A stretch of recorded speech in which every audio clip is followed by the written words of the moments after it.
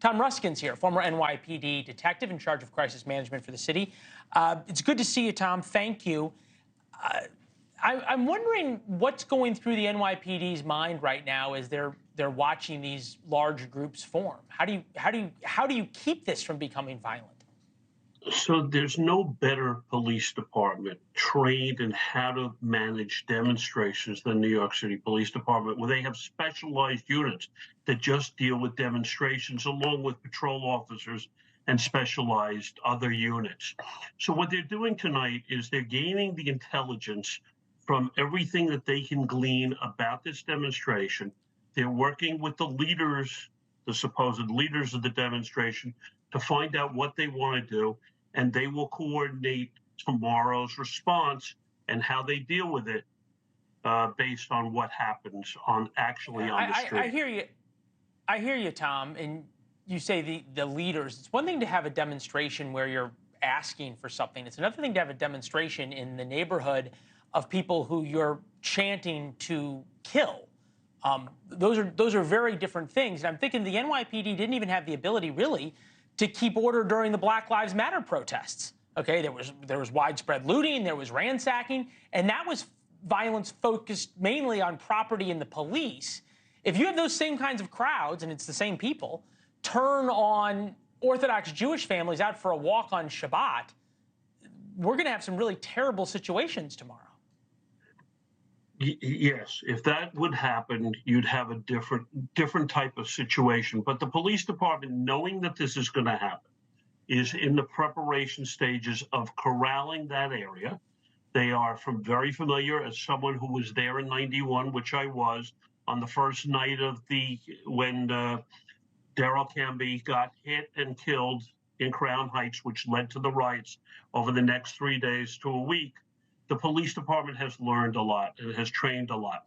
So, yes, you can't control every single situation, but you prepare for every situation the best way you can. Do you think they have the order? So much of this comes down to what the orders are, right? Because the New York Police Department could have taken care of the BLM riots, but they were told not to. Stand down, let them loot. That was the order in Baltimore during the Freddie Gray riots that I covered, and happened in Washington, D.C. as well, a lot of cities in America.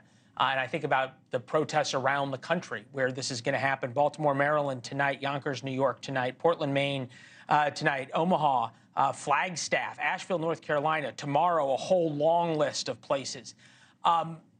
Pretty incredible in terms of what's happening. So I guess my question would be, does the police department in New York, and then extrapolate it out, have the wherewithal? Yes, you've indicated that, but do they have the orders and the rules of engagement that allow them to take care of this and protect people?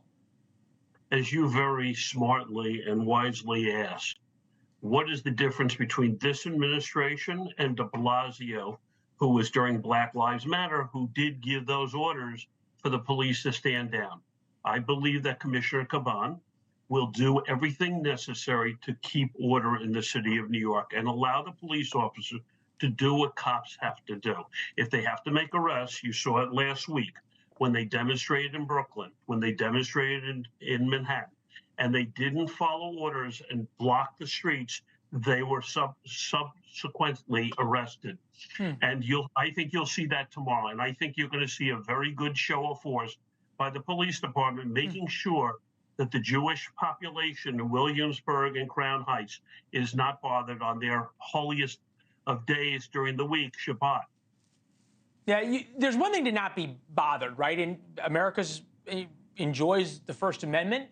It's the right to say things even that make my blood boil, but I'll defend to my death the right for you to say them. 48% of Americans 18 to 24 support Hamas.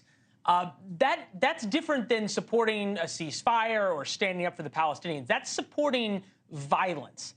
And I'm wondering what you're hearing from your old NYPD intelligence folks about their fears, not of the entire march being filled with people who are willing to carry out those threats, but you don't need an entire march.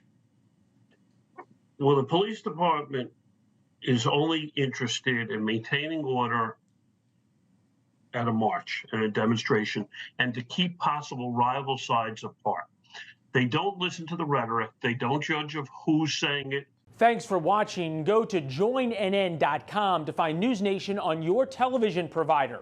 And don't forget to click the red subscribe button below to get more of NewsNation's fact-driven, unbiased coverage.